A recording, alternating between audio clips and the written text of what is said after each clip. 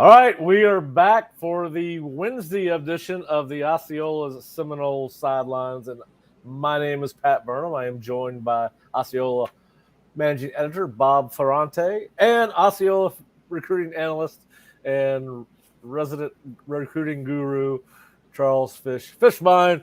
All right, guys. Well, it's never a dull moment anymore with the recruiting calendar and NCAA portal calendar go. So we'll start with some breaking news, I guess.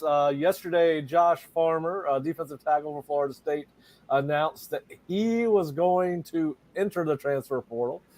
I have heard two things today, that he's not officially in the portal, and I've heard another thing that he is officially in the portal. And I am hooked up to all the portal notifications on Twitter, 3 different ones, and none of them have reported that Josh is in the portal, guys. But there's been some very cryptic tweets coming out of Florida State today, including Fabian Lovett, who just tweeted out that all we got is all we need. And then we got another tweet from offensive coordinator Alex Atkins talking about adversity. And that would seem to be the only kind of adversity you could have on a Wednesday at 12:32 p.m. In the middle of April. So, all right. So we don't know whether Josh Farmer is going into the portal, guys, but it certainly looks like that's where it's headed. If you go to his Cola Boy _J5 Twitter account, the top 2 tweets pinned to his Twitter account are Georgia football account tweets. The guy has decided to make this a very public thing. We assume the public part of it's coming from him. Just your thoughts. Let's start with, do you think it's going to happen? Because it sounds, all the little tea leaves and all the little things you're reading, and his decision to make that announcement yesterday and make this negotiation for more playing time, a starting spot, or what it's more likely about, NIL money. Let's be honest. I mean, this is something we're going to have to talk about. We have reached free agency. But, guys, do you anticipate Josh Farmer, as of 12:33 on Wednesday, April 26th, being on Florida State's roster on May 1st? Yeah, I think at this point, Pat, I don't. I think unfortunately, with the transfer portal, it's sort of like the SEC's motto. It just means more is maybe the transfer portal reality of where we are in 2023. I think for Josh, this is really unfortunate because short term, you look at it, this might be an opportunity to get some more NIL money from another school out there. Long term, are you going to find a better fit than Florida State? I mean, let's be honest. Odell Haggins is your position coach. He's developed dozens of guys for the NFL. You're near family and friends in the Panhandle. You've got Daryl Jackson, one of your good friends on the team. Corey Fuller is one of the analysts for the Seminoles. This does feel like a good fit for Florida State, but it also appears, everything that we're seeing, that he's not going to be on the roster. That's frustrating. I think that's also the reality of where we are in college football, though, too, that we're going to see these kind of moves just because the grass does appear to be greener elsewhere. And by greener, you do mean greener. So, all right, Fish. Well, you expect Josh Farmer to be on this roster come a month from now, a week from now? How do you read the tea leaves and all that good stuff? I think this is what happens. It's part of the bad problem with the portal, and I know I've been steadfast in this. I've said over and over from the beginning with the whole portal that eventually it's going to bite you in the butt. You can sit there and you can take these kids from other schools, and everybody cheers when one kid comes from another school, but God forbid one of these kids on Florida State's roster decides, you know what, I don't want to be here anymore. And this is what happens when you recruit kids, all right, and you're saying you're going to recruit a kid from high school. Joshua Farmer wasn't a finished product coming out of high school. He wasn't a big-time player. They've developed him. And then you bring in 2 or 3 kids from other schools and say, you know what, these guys are here to take your job. You're going to have some internal issues. I don't care how good the character of your program is or the whatever catchphrases you want to use when you're talking about Florida State football. This is going to be a problem at any school. I talked to a coach just the other day. he had a kid that came in and said, "Hey, coach, this school's giving me $25,000." And he told me, "Fish, this kid's not even on our 2 deep." He's like, I said, "Good luck." I think this is just a problem you're going to have in college football. You're going to bring kids in, and those kids are going to be happy, and the ones that aren't going to be happy they're going to go somewhere else. And this is where it's going to be interesting how these schools start to manage their rosters, because you still need 85 guys. And if you go into a season where you lost 10 guys, all of a sudden you're down to 75, you get some injuries, you could have a rough season when you thought you were going to do well during that season. Yeah, and listen, here's the other part of this. We had some debate yesterday about where this information was coming from that was leaked out. Was it coming externally from Josh Farmer and maybe somebody that was on his side of things, or was it coming from Florida State? I'm not sure that it matters at the end of the day, but what it does is it puts the program and Josh on blast. And I think if he's not sure if he wants to go, he probably should have done this behind the scenes, because let me. So maybe instead of expounding on this, I'll ask you guys a question. Let's assume that Josh, he made it official or made it public yesterday when he says, "I plan to enter the portal." Does he back Mike Norvell into a corner on this thing, because now he is publicly negotiating? Let's be honest, it's more likely about NIL than it is anything else. Does he back Mike Norvell into a corner, and does Mike have to say, "You know what, there was another way to handle this. I can't go through this with you," and set the precedent that we are open for negotiation anytime someone enters the portal? What are y'all's thoughts on that? Yeah, I think you can't have renegotiations, especially after the spring. I mean, let's be honest. Josh Farmer had a fantastic spring. Yep. Pat, we were constantly saying Daryl Jackson, Josh Farmer, both these guys are looking really, really good.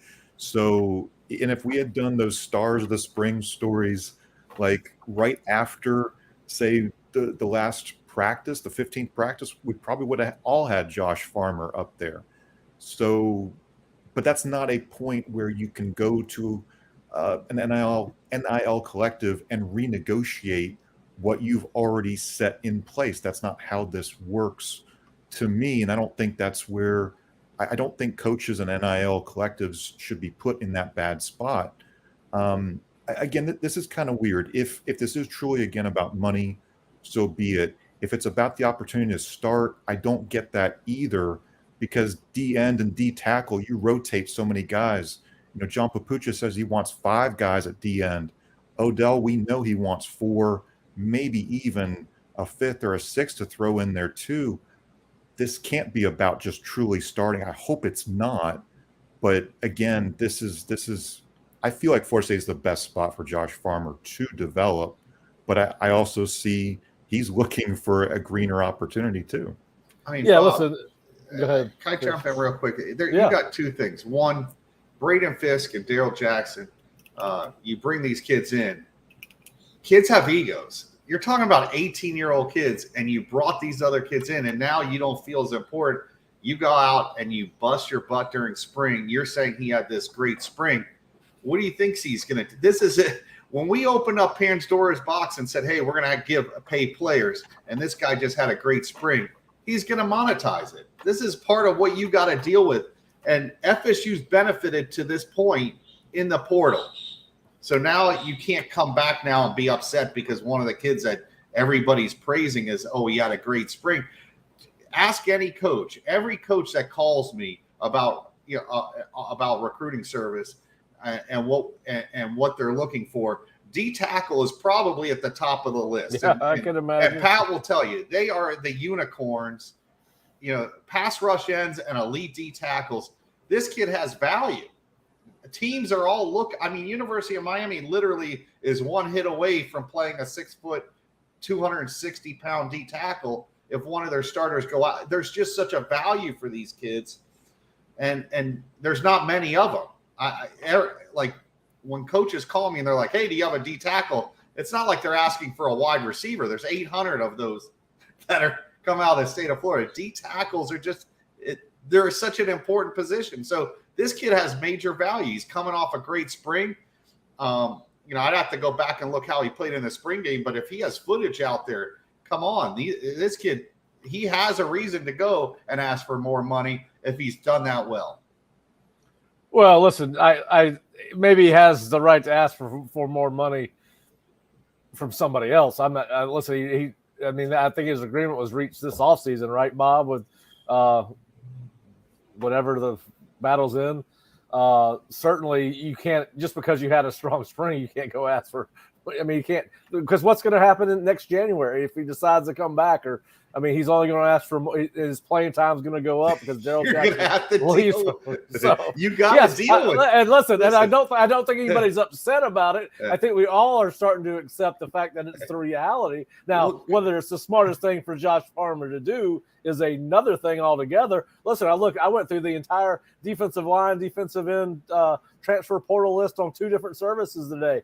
Derek McClendon has been in the portal since the middle of spring. He still has not found a home. But he's a defensive end can't rush the passer at an elite level. Those guys aren't as much of a priority. Listen, University of Miami just went through this. Van Dyke just went basically with his agent, Drew Rosenhaus, basically put Miami's feet to the fire to get more money out of him because Alabama needs a quarterback. This isn't just to Florida State. This is something that I personally believe, and this is a totally different subject. Eventually, they're going to have to put guardrails on this thing, and there's once you take a contract or you take an offer, that's your offer. You can't come back or renegotiate. It's just they're going to have to do this, or you can't control 85 kids. And this is where I thought one of the programs at one time ended up giving so much money to each kid that's in the program, and it was equal across the board, because you're going to have this at every school. A kid has a good spring, or you're going to have kids that have good fall practices now, and they're going to monetize this because there's no rules. It's just basically the wild west. You can do whatever you want. And listen to what you just said about 2 minutes ago. I think you said Drew Rosenhaus. Yes. Is representing Alex, whatever his name is, down there in Miami. Van Dyke. We are now having one of the top agents in all of pro sports start to intertwine into college sports. It has changed so much within the last 2 years. We wouldn't have had this conversation 2 years ago. Because agents are not allowed to represent the player, but they are allowed to. What these agents have done now, because I've spoken to a couple of them, they are going out and finding NIL deals for these players. Yeah. And this is a way for them to get in the door with that kid and eventually represent them. They can't represent them. Right. They can't. They're consulting, for lack of a better word. Consulting. They create these websites. They improve their social media accounts. It's all a scam, but it's just the reality of where we're at now. And you are going to have these agents that are going to sit there and say, hey, I could get you this amount of money. Let me go back to Florida State. Hey, listen, I'm not really representing this kid, but he ain't going to play this year unless you give him another $50,000. Yeah. And by the way, I have 10 other schools calling me and saying they'll take. This is what you're dealing with now. Yeah, players aren't being represented, and colleges aren't tampering. The two biggest lies surrounding the portal. We had this debate yesterday as well. Yeah. Listen, most of these guys are getting committed so quickly after they announce. It's crazy. I was going through the list of linebackers because that's something I want to talk to you guys about. I went through some defensive tackles. But let's assume that Farmer does leave. I don't think they're going to replace him. I don't think they need to replace him. It's a loss for sure. Florida State is not as good inside without Josh Farmer, so I don't want anybody to misconstrue what I'm saying. But certainly with Braden Fisk and Dennis Briggs and Fabian Lovett, and who we think is a really good raw talent, Iowa Bami, Tafasi, and some others, I don't think that it's as big. Listen, I'll put it to you this way. And I'm glad I don't have a huge social media following, because I'll get blown up for this. I think losing Josh Farmer in the totality of the scheme of things for Florida State in 2023 is less of a loss than losing your 2 backup linebackers in Steven Dix and Brendan Gant. Do you agree with that? Because I do, because you know what? They have so many guys that are versatile enough. Dennis Briggs, Brendan Fisk. They have enough guys. They are 3 deep at D tackle. They can move guys in there, and I believe Bishop Thomas moved outside to end at some point of spring practice. I don't know. Was it? Well, and this would be a great time to say, hey, Bishop, take one for the team. You're moving back inside. Yeah. Because well, I'm not sure he's one of the top 5 ends. Well, that's what I'm saying. Like, they've got a bunch of guys that they can lean on in this situation.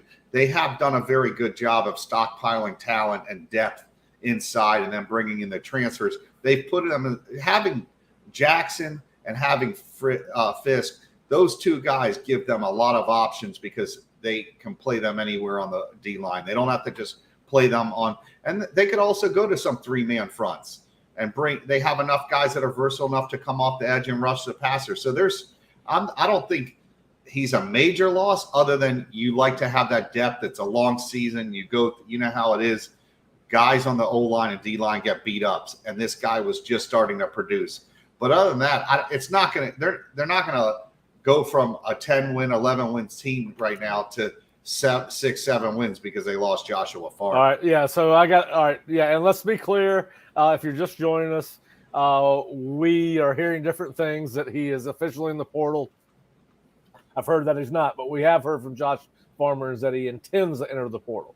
So, and we are reading some cryptic tweets from within the program, and the fact that Josh Farmer, his 2 pinned tweets on his social media account are both Georgia football account tweets, including a national championship ring, and then one that's talking about the big defensive lineman that's going to be drafted would have been probably a top 5 pick before being caught alive. But long story short, so it looks like it's trending that way. We do have a listener, William McMillan. He thinks that this may cost ACC, Florida State's a chance at playing for the ACC championship, and says they are an 8-3 type team now, as opposed to a 10-2, 11-1, 12-0 type team. Do you guys agree with that? I didn't realize this kid was Corey Simon, so I don't think it makes any impact. Honestly, it's not. It's a loss, and like I said, you'd hate to lose a guy, especially on the D line. But this isn't changing any of their goals. Hey, go ahead, Bob. Well, I was going to say, I think the wild card still is Darrell Jackson's waiver. You cannot lose a Josh Farmer and a Darrell Jackson and still think that you have enough depth to withstand an injury.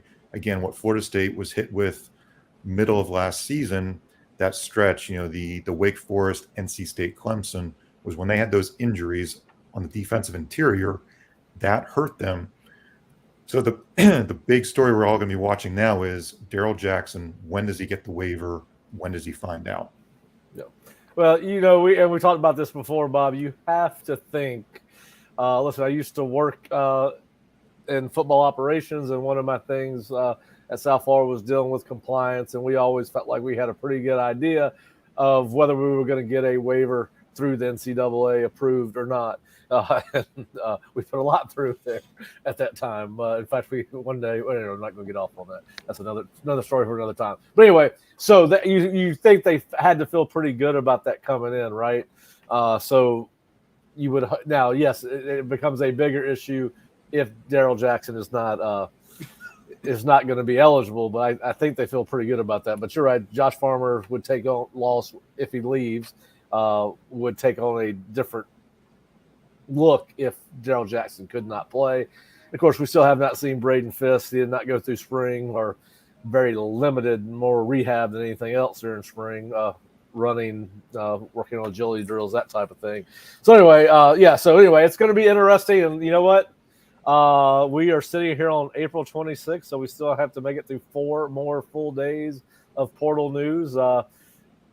Fish, I guess I'll ask all of you.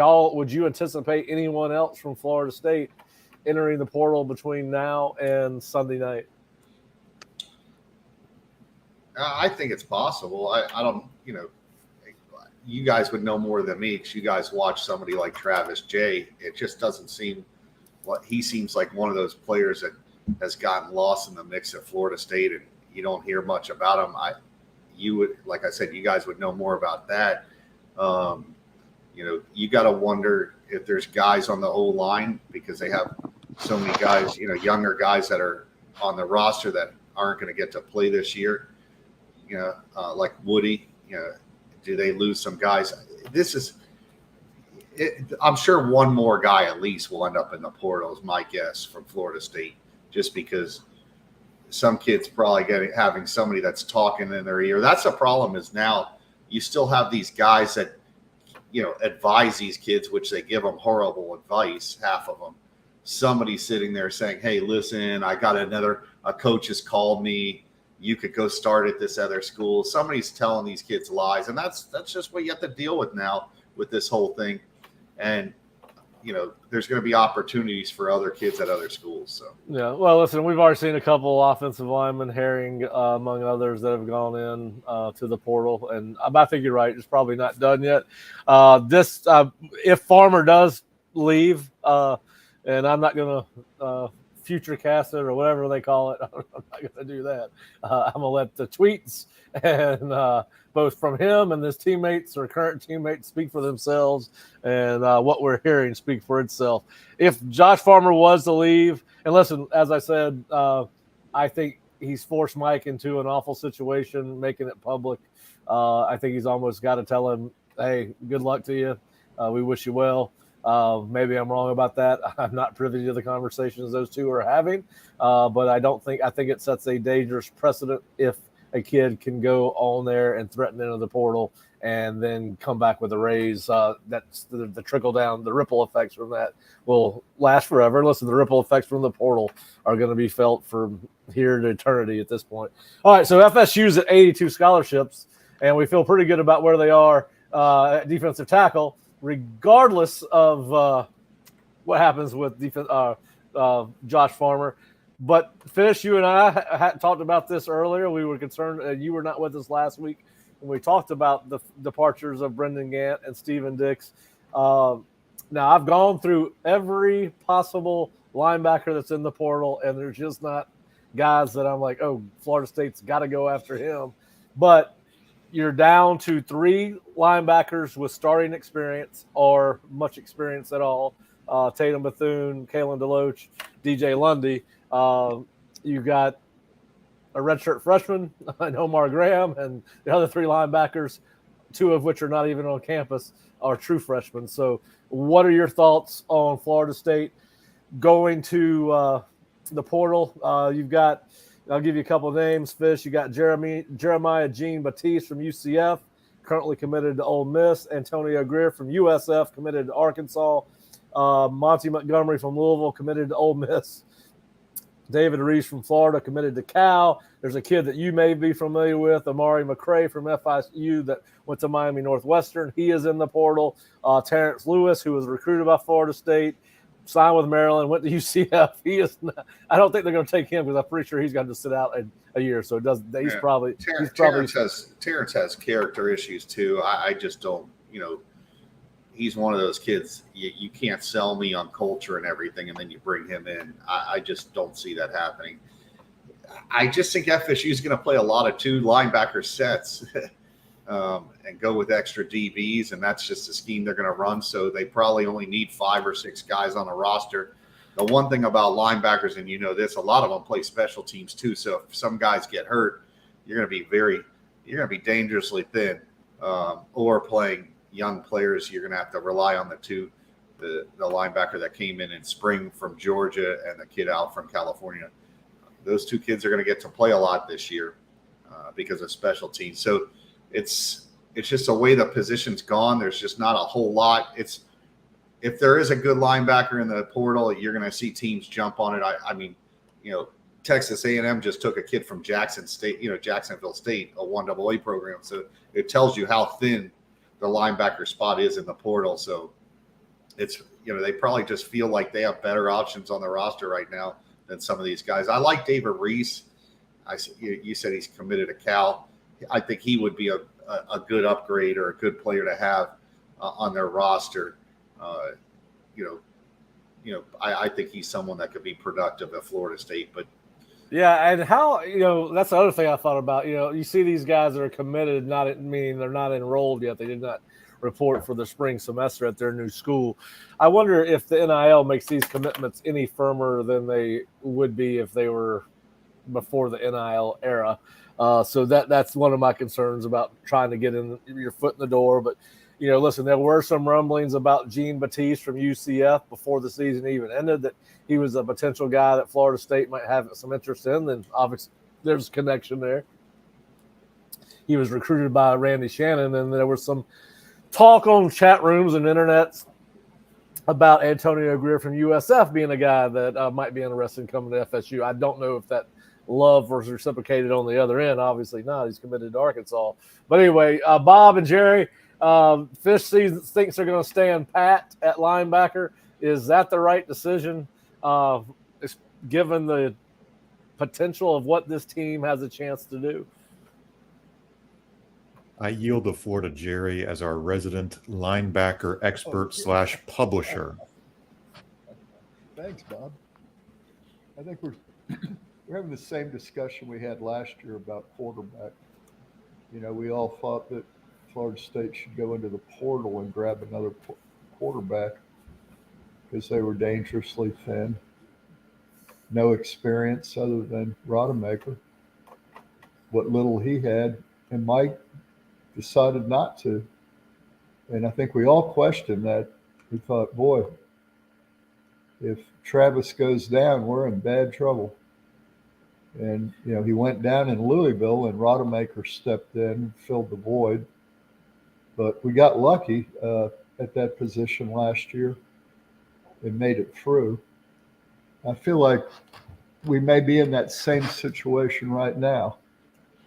I think most all of us feel like it wouldn't hurt to grab another linebacker. Or two. Yeah. If there's one out there who's better than what you got. Well, yeah, we did talk about that, Fish. Don't put a round peg in a square hole if he's not, But listen, I do think it puts them at a decided advantage if one of those three front line guys were to go down. I mean, I just hate. You see all these. You see Arizona State signing 3 transfer linebackers committed. Some of them may be enrolled, but anyway, you see other people signing linebackers that they obviously feel are pretty good.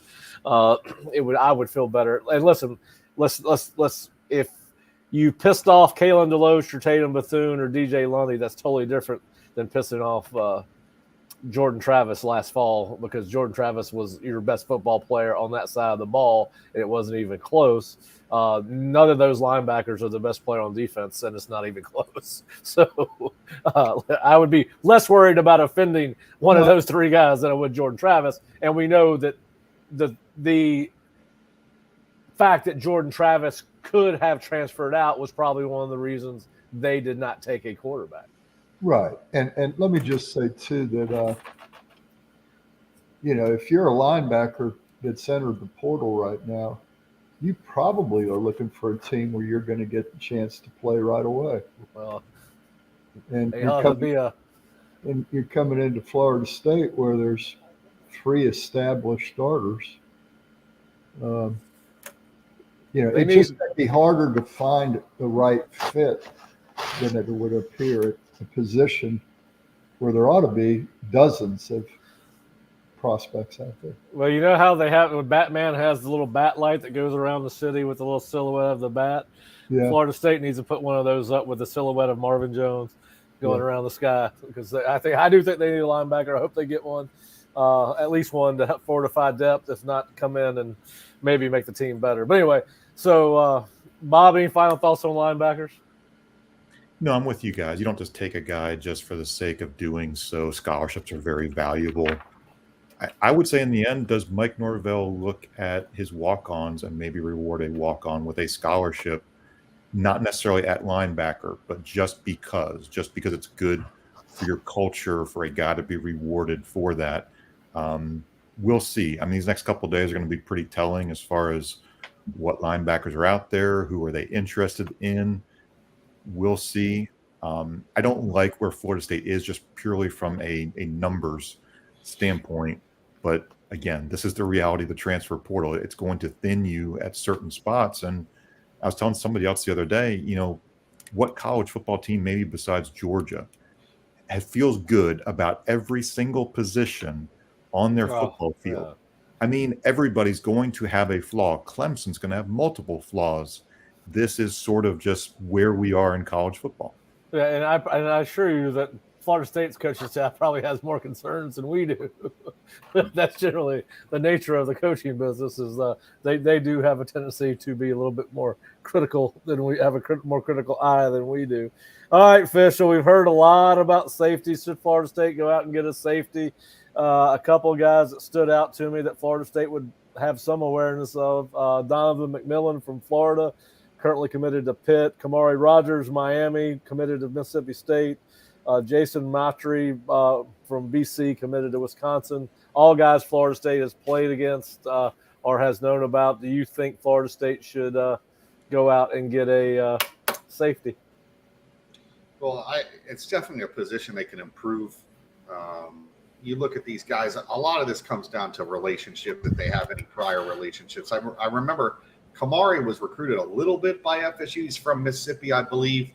But that's why I think it'll be tough to pull that kid. He's a Mississippi kid, and you have him committed to Mississippi State.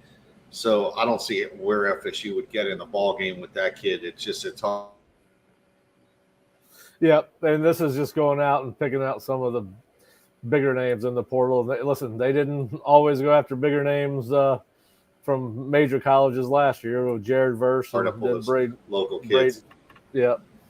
So these were more just kids that kind of made sense because of where they played. I definitely think adding a piece in the secondary, they can continue to improve that area. It's been a position of, without Robinson coming back, you wonder who's going to step up in that safety spot. So they could always improve that position. Yeah, we've also talked maybe about bringing another edge defender. Does anybody stand out to you that you've seen enter the portal? Jabari Ismail from Miami, Clayton Smith from OU, Seval Smalls from Washington was a starter for Washington. It was very good defense last year. Donnell Harris from Texas A&M is in the portal. Any of those guys stand out to you? Well, the thing I could tell you about Jamari Ismail, his father works at UM, and he's in the portal. So I don't know how positive a sign. He was a project coming out of high school, probably someone that while you were at USF, you guys would have taken because he was 6'5", long, athletic. He's a project. I think he's going to basically just be a depth guy at Florida State if he comes in and plays at Florida State. I don't think any of these guys that you're mentioning are much of an upgrade for what they already have. Florida State's in a good spot at the defensive end position, and really all they're going to be doing is bringing in a depth guy. And I doubt any of those guys are going to do much better than what they already have. Yeah, I agree. All right, well, listen, we got 5 days, 4.5 days to find out whether anybody else will end up in the portal from Florida State. We are starting to see guys announce that they're taking official visits to such and such schools. I believe Brendan Gant, who was just entered the portal from Florida State, just committed to UCF. Could be wrong about that, but I don't think I am. So we'll start seeing more news on the portal as the window closes, and these guys have to start making decisions on official visits before really summer school starts. Fish, the coaches are out on the road. Spring recruiting has started in earnest. We've seen Chris Thompson in Texas, and he has offered 2024 JUCO offensive tackle Shunmarkus Adams from Navarro, Texas Junior College. Did you have a chance to watch him on film? He is setting up an official visit. No, I'll have to go back and check him out. I didn't get a chance to watch him. So. He's a very physical kid. He's about 6'4". I listed him as 300. I think after watching his film again, that's probably a little light. But he has really good feet. Very physical kid. Plays with a lot of energy. He's very demonstrative, I guess is the best word. But we talked to him yesterday or 2 days ago, and he said that he was very excited to get the Florida State offer and that he is planning an official visit for this summer. They have not worked out the official visit date yet, but they are planning on bringing in Shunmarkus for an official visit, which gets us to offensive line. That's another offensive lineman, kind of a piece of the puzzle for the 2024 class. What are you hearing about Jonathan Daniels and Jason Zondamela?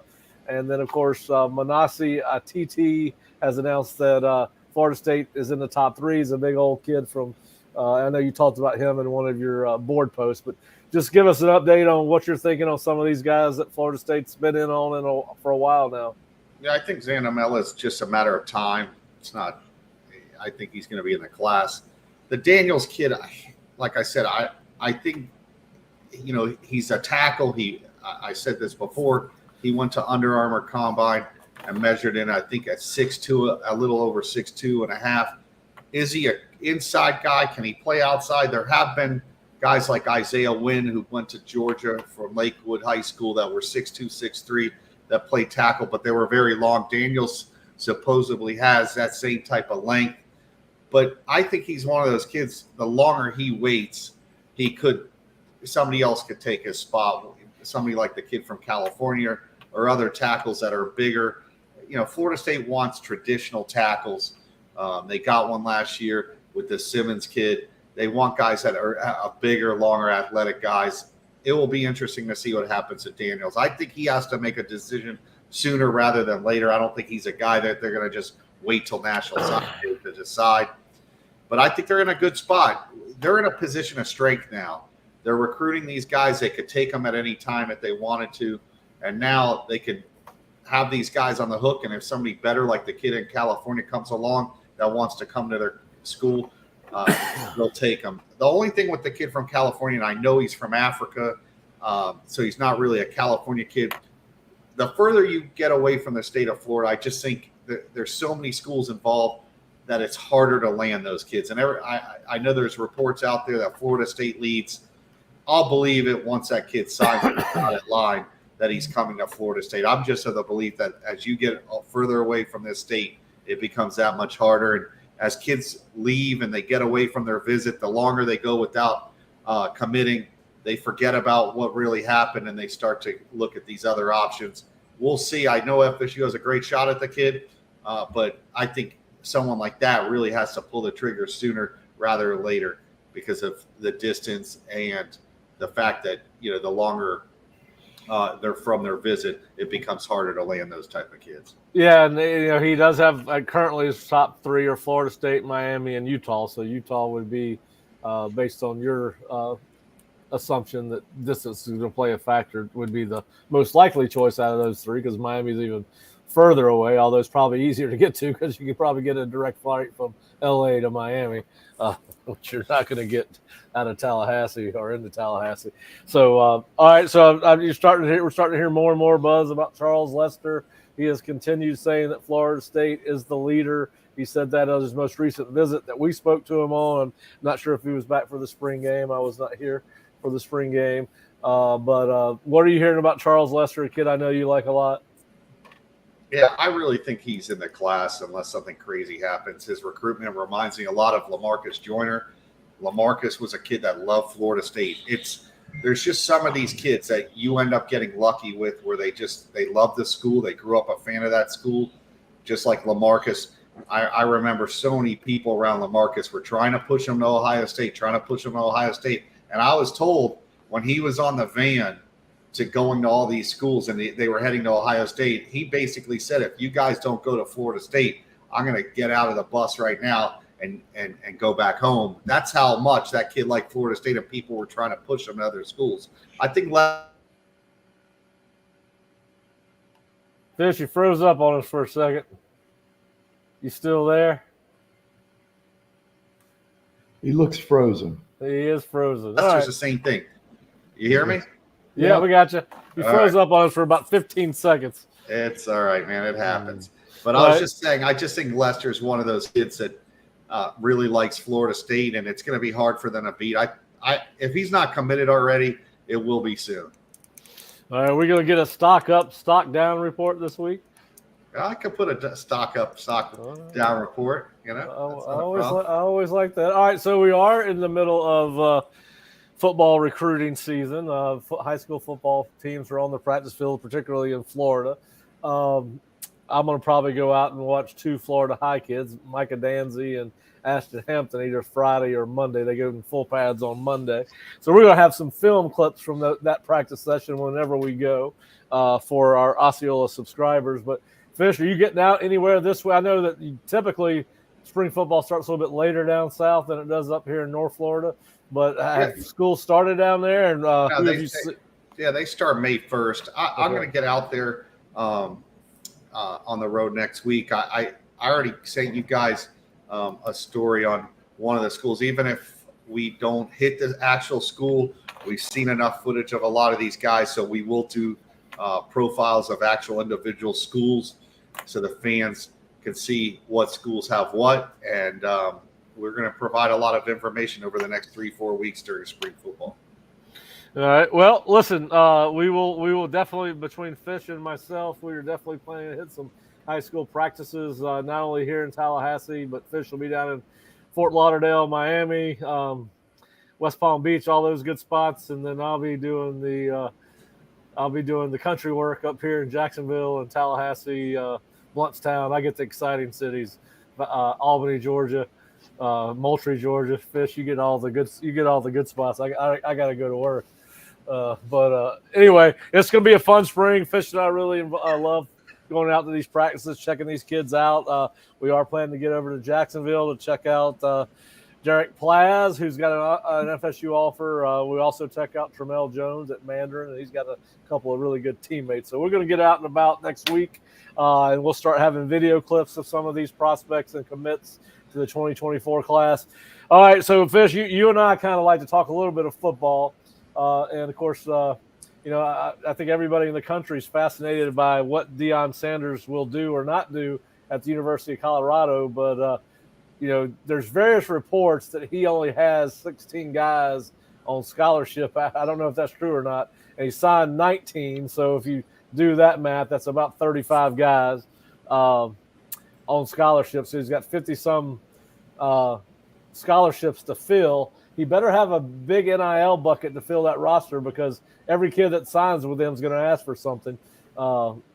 Just your thoughts on do you think that's going exactly the way he thought it would?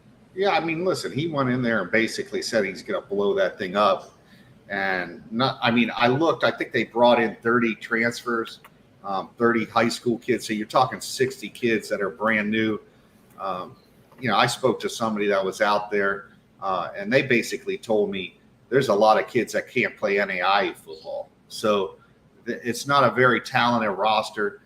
This is he wants to make a splash. He knows that his best chance of getting to 4 or 5 wins this year is bringing in as many new players as possible, because that was a bad team. I watched them last year. I don't think I've watched a worse football team in all of college football than Colorado. They were terrible.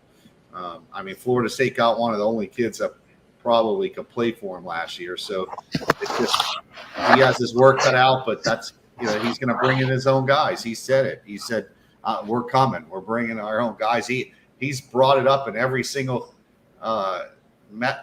meeting or whatever video that they've had. He's constantly said, listen, we're going to go get our own guys.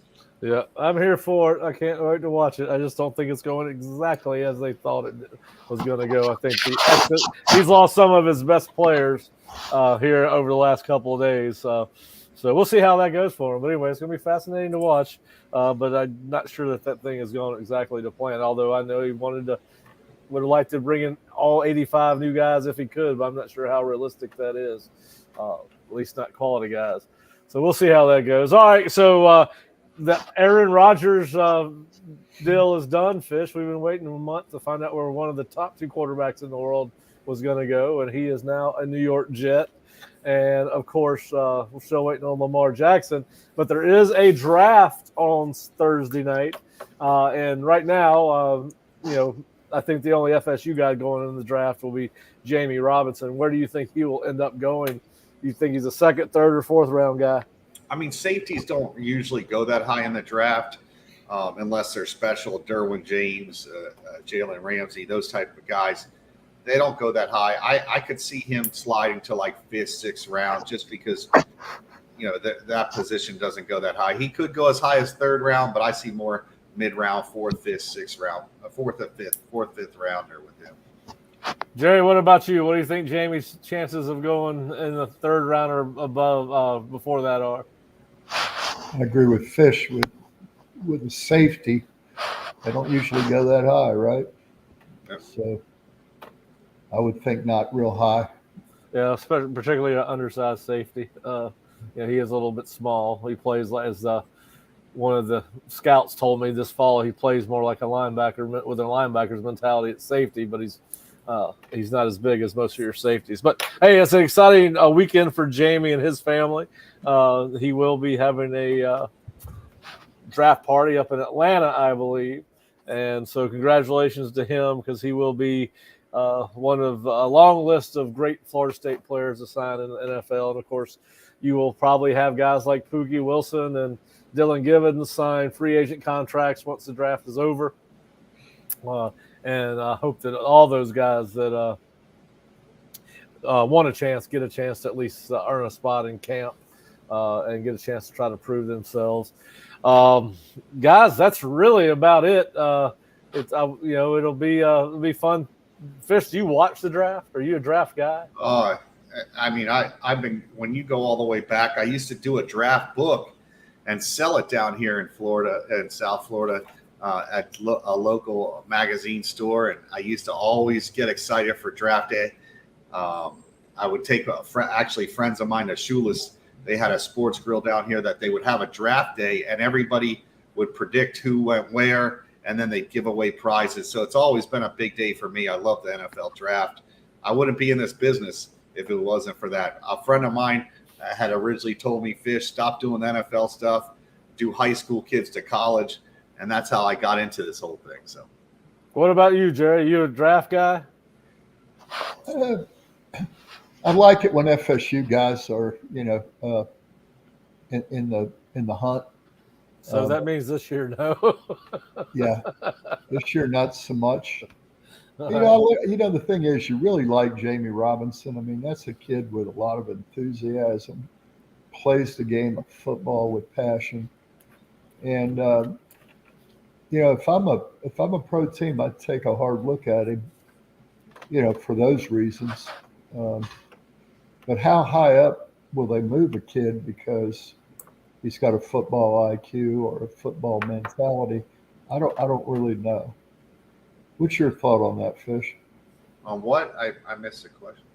On how will a pro team take a kid a little earlier, a safety a little earlier because he plays with heart and with intelligence?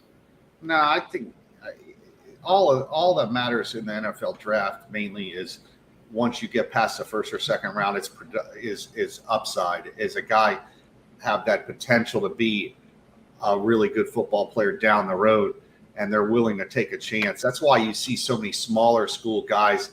How many times have you been watching the draft and you see a guy at Florida State, Miami, or Florida, and you're like, wait a second, why is that guy going in the draft? And there's some guy from a 1AA or D2 school going. It's because they look at those guys. A guy that would have been in that position is the kid that Florida State got from Shorter College this year. If he had stayed at Shorter, he would have probably been a guy that somebody took a chance on in the draft higher than he should have, just because, he's 6'6", he can run, and somebody's going, well, that guy's going to be more productive than this tight end that played at Colorado that is, played Power 5, but they'll sit there and go, well, this kid has more upside. Once you get past the second or third round, teams are trying to find those hidden gems, those guys that could come in. Now, some teams, they want this guys from the big time programs. They'll draft a guy from Michigan, or you'll see a Jerry Jones with the Cowboys. You'll see him take guys from schools that he either coached at when he was in college or he likes, like in Arkansas. Every one of these GMs is different, but a lot of guys, you'll see guys like Bill Belichick. He'll look for those guys like the guy Morlock from Shorter College that he can find. Every team's different, but it's mainly about upside once you get past the third or fourth round of the draft. Yeah. Well, all right. So there seems to be a pretty good consensus. A lot of times when I'm working, I'll have the NFL Network or Colin Cowherd going in the background just to kind of keep up to date on what's going on in football while I'm doing research. Bryce Young from Alabama seems to be the prohibitive favorite to be drafted number 1, but there seems to be a lot of discussion on who the second quarterback's going to be. Sounds like Will Levis's stock is going up, which you told me that 2 weeks ago. I would have been shocked. And it sounds like C.J. Stroud is going down. It sounds like Hendon Hooker's stock is going up, and Anthony Richardson's stock is going down. Who do you think is the next quarterback fish taken after Bryce Young? Yeah, I think it will be C.J. Stroud at the end of the day, just because he's a guy that he doesn't have a lot of downside to him. He's a more polished and finished product than a lot of the guys. Anthony Richardson, it's going to come down to the one team that's like, you know what, this isn't a great quarterback draft. None of these guys are Andrew Luck. None of them are Trevor Lawrence. I'm going to take a flyer on him because he has so much upside. And if we hit, we're going to hit. And there's really no downside to drafting quarterbacks anymore in the first round. You get them for 4 years. You get them on a rookie deal. And you've seen what's happened with these teams. They have a quarterback 1 year, and the next year they're drafting a quarterback again in the first round because there's no downside to taking quarterbacks.